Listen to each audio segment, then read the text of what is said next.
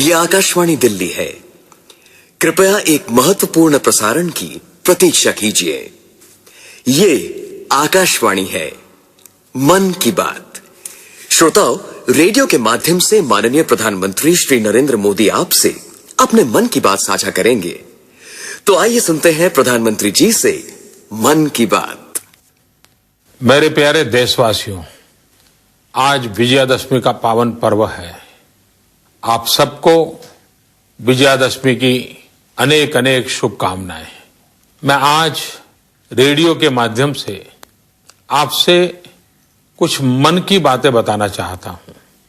और मेरे मन में तो ऐसा है कि सिर्फ आज नहीं, ये बातचीत का अपना क्रम आगे भी चलता रहे।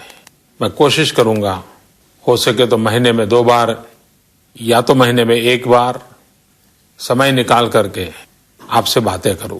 आगे चल करके मैंने ये भी मन में सोचा है कि जब भी बात करूंगा तो रविवार होगा और समय प्रातः 11 बजे का होगा, तो आपको भी सुविधा रहेगी और मुझे भी ये संतोष होगा कि मैं मेरे मन की बात आपके मन तक पहुंचाने में सफल हुआ हूं। आज जो विजयादशमी का पर्व मनाते हैं, ये विजयादशमी का पर्व बुराइयों पर अच्छाइयों का विजय का पर्व है। लेकिन एक श्रीमान गणेश वेंकरादरी, मुंबई के सज्जन, उन्होंने मुझे मेल भेजा और उन्होंने कहा कि विजयादशमी में हम अपने भीतर की 10 बुराइयों को खत्म करने का संकल्प करें। मैं उनके इस सुझाव के लिए उनका आभार व्यक्त करता हूं। हर कोई जरूर सोचता होगा अपने अपने भीतर की जितनी ज्यादा बुराइयों पर को पराजय करके विजय प्राप्त करें।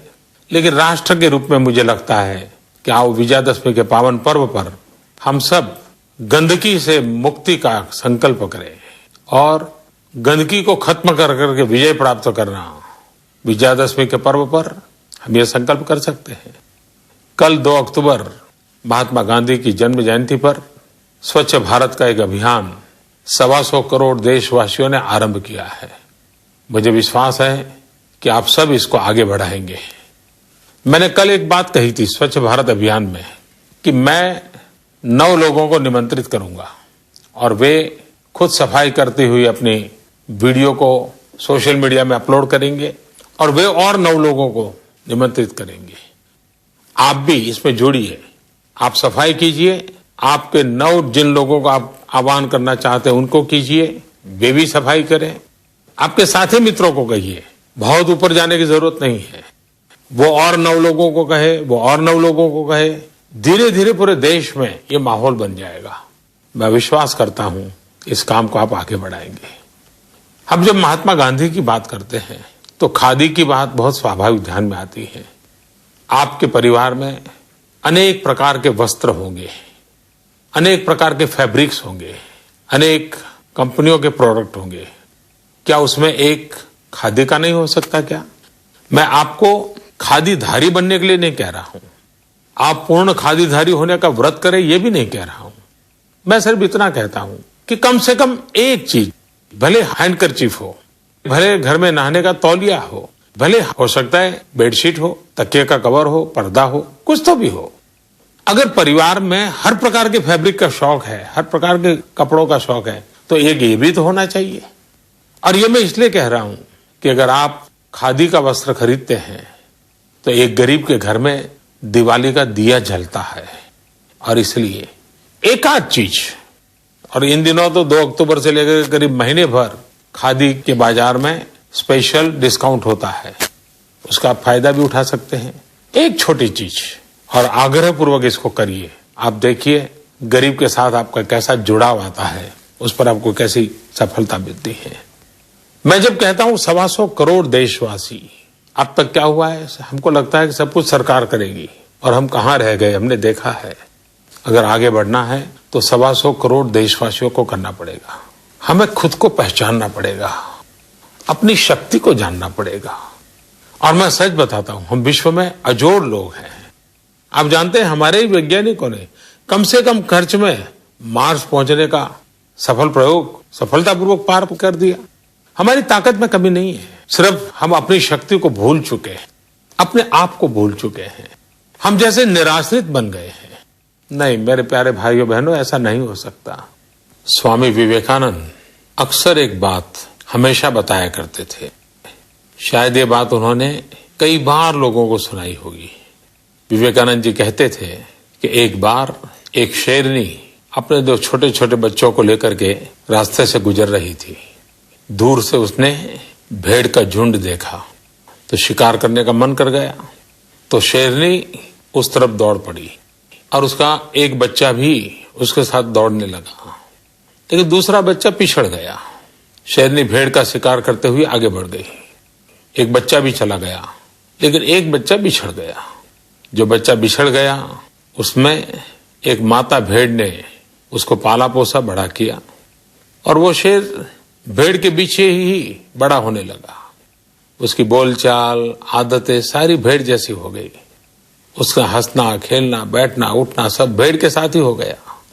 एक बार वो जो शेरनी के साथ बच्चा चला गया था वो बड़ा हो गया था। उसने एक बार इसको देखा कि ये क्या बात है, ये तो शेर है और भेड़ के साथ खेल रहा है, भेड़ की तरह बोल रहा है, क्या हो गया इसको। तो शेर को थोड़ा अपना हम पर ही संकट आ गया, तो इसके पास गया, उसको कहने लगा, अरे तू क्या कर रहे हो, तुम तो शेर हो। तो कहा, नहीं मैं तो भेड़ हूं, मैं तो इन्हीं के बीच पला हूं, बड़ा हूं, इन्होंने मुझे बड़ा किया है, मेरी आवाज देखिए, मेरी बातचीत का तरीका देखिए। तो शेर ने कहा कि चलो मैं दिखाता हूं तुम कौन हो। उसको एक कुएं के पास ले गए और कुएं में पानी के अंदर उसका चेहरा दिखाया और खुद के चेहरे के साथ उसको कहा, देखो हम दोनों का चेहरा एक है, मैं भी शेर हूं, तुम भी शेर हो। और जैसे ही उसके भीतर से आत्मसम्मान जगा, उसकी अपनी पहचान हुई, तो वो भी उस शेर की तरह भेड़ों के बीच पला हुआ शेर भी दहाड़ने लगा। उसके भीतर का सत्व जग गया। स्वामी विवेकानंद जी यही कहते थे, मेरे देशवासियों, 125 करोड़ देशवासियों के भीतर अपार शक्ति है, अपार सामर्थ्य है। इतना सामर्थ्य है, हमें अपने आप को पहचानने की जरूरत है, हमारी भीतर की ताकत को पहचानने की जरूरत है। और फिर जैसा स्वामी विवेकानंद जी ने कहा था, उस आत्मसम्मान को लेकर के, अपनी सही पहचान को लेकर के हम चल पड़ेंगे तो हम विजयी होंगे, हम सफल होंगे और हमारा राष्ट्र भी विजयी होगा, सफल होगा। मुझे लगता है हमारे 125 करोड़ देशवासी भी सामर्थ्यवान है, शक्तिवान है। हम भी बहुत विश्वास के साथ खड़े हो सकते हैं। इन दिनों मुझे ईमेल के द्वारा, सोशल मीडिया के द्वारा, फेसबुक के द्वारा कई मित्र मुझे चिट्ठी लिखते हैं। एक गौतम पाल करके व्यक्ति ने एक चिंता जताई है। उसने कहा है कि जो स्पेशली एबल चाइल्ड होते हैं, उन बालकों के लिए नगर पालिका हो, महानगर पालिका हो, पंचायत हो, उसमें कोई न कोई विशेष योजनाएं होती रहनी चाहिए, उनका हौसला बुलंद करना चाहिए। मुझे उनका ये सुझाव अच्छा लगा, क्योंकि मेरा अपना अनुभव है। जब मैं गुजरात में मुख्यमंत्री था तो 2011 में एथेंस में जो स्पेशल ओलंपिक होता है, उसमें जब गुजरात के बच्चे गए और विजयी होकर के आए, तो मैंने उन सब बच्चों को, स्पेशली एबल्ड बच्चों को मेरे घर बुलाया। मैं 2 घंटे उनके साथ बिताए। शायद वो मेरे जीवन को बहुत ही इमोशनल, बड़ा प्रेरक वो घटना थी, क्योंकि मैं मानता हूं कि ये किसी परिवार में स्पेशली एबल्ड बालक है तो सिर्फ उनके माँ बाप का दायित्व नहीं है, ये पूरे समाज का दायित्व है। परमात्मा ने शायद उस परिवार को पसंद किया है, लेकिन वो बालक तो सारे राष्ट्र की जिम्मेवारी होता है। बाद में इतना मैं इमोशनली टच हो गया था कि मैं गुजरात में स्पेशली एबल्ड बच्चों के लिए अलग ओलंपिक करता था। हजारों बालक आते थे, उनके माँ बाप आते थे, मैं खुद जाता था। ऐसा एक विश्वास का वातावरण पैदा होता था। और इसलिए मैं गौतम पाल के सुझाव जो उन्होंने दिया है, इसके लिए मुझे अच्छा लगा और मेरा मन कर गया कि मुझे जो सुझाव आया है वो मैं आपके साथ शेयर करूं। एक कथा मुझे और भी ध्यान आती है। एक बार एक राहगीर रास्ते के किनारे पर बैठा था और आते जाते सबको पूछ रहा था, मुझे वहां पहुंचना है, कि रास्ता कहाँ है। पहले को पूछा, दूसरे को पूछा, चौथे को पूछा, सबको पूछता ही रहता था। और उसके बगल में एक सज्जन बैठे थे, वो सारा देख रहे थे। बाद में खड़ा होकर के किसी को पूछने लगा, तो वो सज्जन खड़े होकर के उसके पास आए। उसने कहा, देखो भाई, तुमको जहां जाना है ना, उसका रास्ता इस तरफ से जाता है, तो उस राहगीर ने उसको पूछा, भाई साहब आप इतनी देर से मेरे बगल में बैठे हो, मैं इतने लोगों को रास्ता पूछ रहा हूं, कोई मुझे बता नहीं रहा है, आपको पता था तो आप क्यों नहीं बताते थे? बोले मुझे भरोसा नहीं था कि तुम सचमुच में चल करके जाना चाहते हो या नहीं चाहते हो, या ऐसे ही जानकारी के लिए पूछते रहते हो। लेकिन जब तुम खड़े हो गए तो मेरा मन कर गया, हाँ अब तो इस आदमी को जाना है, पक्का लगता है। तब जाकर के मुझे लगा कि मुझे आपको रास्ता दिखाना चाहिए। मेरे देशवासियों, जब तक हम चलने का संकल्प नहीं करते, हम खुद खड़े नहीं होते, तब रास्ते दिखाने वाले भी नहीं मिलेंगे, हमें उंगली पकड़ कर चलाने वाले नहीं मिलेंगे। चलने की शुरुआत हमें करनी पड़ेगी। और मुझे विश्वास है कि 125 करोड़ देशवासी जरूर चलने के लिए सामर्थ्यवान हैं, चलते रहेंगे। कुछ दिनों से मेरे पास जो अनेक सुझाव आते हैं, बड़े इंटरेस्टिंग सुझाव लोग भेजते हैं।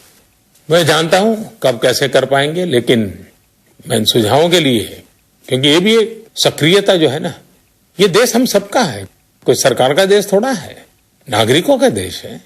नागरिकों का जुड़ना बहुत जरूरी होता है। मुझे कुछ लोगों ने कहा है कि भी जो लघु उद्योग शुरू करते हैं तो उसकी पंजीकरण जो प्रक्रिया है वो आसान होनी चाहिए। मैं जरूर सरकार में उसके लिए सूचना करूंगा। कुछ लोगों ने मुझे लिख करके भेजा है कि बच्चों को 5वीं कक्षा से ही स्किल डेवलपमेंट सिखाना चाहिए, ताकि वो पढ़ते पढ़ते ही कोई न कोई अपना हुनर सीख ले, कारीगरी सीख ले। बहुत ही अच्छा सुझाव उन्होंने दिखा है। उन्होंने ये भी कहा है कि युवकों को भी कंपलसरी स्किल डेवलपमेंट होना चाहिए उनकी पढ़ाई के अंदर। किसी ने मुझे लिखा है कि हर 100 मीटर पर एक डस्टबिन होना चाहिए, सफाई की व्यवस्था करनी है। तो कुछ लोगों ने मुझे लिख करके भेजा है कि पॉलीथीन की बैग पर प्रतिबंध लगना चाहिए। ढेर सारे सुझाव मुझे लोग भेज रहे हैं। मैं आगे से भी आपको कहता हूं, अगर आप मुझे कहीं पर भी कोई सत्य घटना भेजेंगे जो सकारात्मक हो, जो मुझे भी प्रेरणा दे, देशवासियों को प्रेरणा दे, अगर ऐसी सत्य घटनाएं सबूत के साथ मुझे भेजोगे तो मैं जरूर जब मन की बात करूंगा और जो चीज मेरे मन को छू गई है तो वो बातें मैं जरूर देशवासियों तक पहुंचाऊंगा। ये सारा मेरा बातचीत करने का इरादा एक ही है, आओ हम सब मिल करके अपनी भारत माता की सेवा करें, हम देश को नई ऊंचाइयों पर ले जाएं। हर कोई एक कदम चले। अगर आप एक कदम चलते हैं, देश 125 करोड़ कदम आगे चला जाता है। और इसी काम के लिए आज विजयादशमी के पावन पर्व पर अपने भीतर की सभी बुराइयों को परास्त करके विजयी होने के संकल्प के साथ, कुछ अच्छा करने का निर्णय करने के साथ हम सब प्रारंभ करें। आज मेरी शुभ शुरुआत है। जैसा जैसा मन में आता जाएगा, भविष्य में जरूर आपसे बातें करता रहूंगा। आज जो बातें मेरे मन में आई वो बातें मैंने आपको कही है। फिर जब मिलूंगा, रविवार को मिलूंगा, सुबह 11 बजे मिलूंगा। लेकिन मुझे विश्वास है कि हमारी यात्रा बनी रहेगी, आपका प्यार बना रहेगा। आप भी मेरी इस बात सुनने के बाद अगर मुझे कुछ कहना चाहते हैं, जरूर मेरे तक पहुंचा दीजिए, मुझे अच्छा लगेगा। मुझे बहुत अच्छा लगा आज आप सबसे बातें करने के लिए। और रेडियो का ऐसा सरल माध्यम है कि मैं दूर दूर तक पहुंच पाऊंगा, गरीब से गरीब के घर तक पहुंच जाऊंगा। क्योंकि मेरे देश की ताकत गरीब की झोपड़ी में है, मेरी देश की ताकत गांव में है, मेरी देश की ताकत माताओं, बहनों, नौजवानों में है, मेरे देश की ताकत किसानों में है। मैं आप ही के भरोसे भारत आगे बढ़ेगा, ये विश्वास व्यक्त करता हूं। आपकी शक्ति में भरोसा है, इसलिए मुझे भारत के भविष्य में भरोसा है। फिर एक बार मैं आप सबको बहुत बहुत धन्यवाद देता हूं। आपने समय निकाला, फिर एक बार बहुत बहुत धन्यवाद।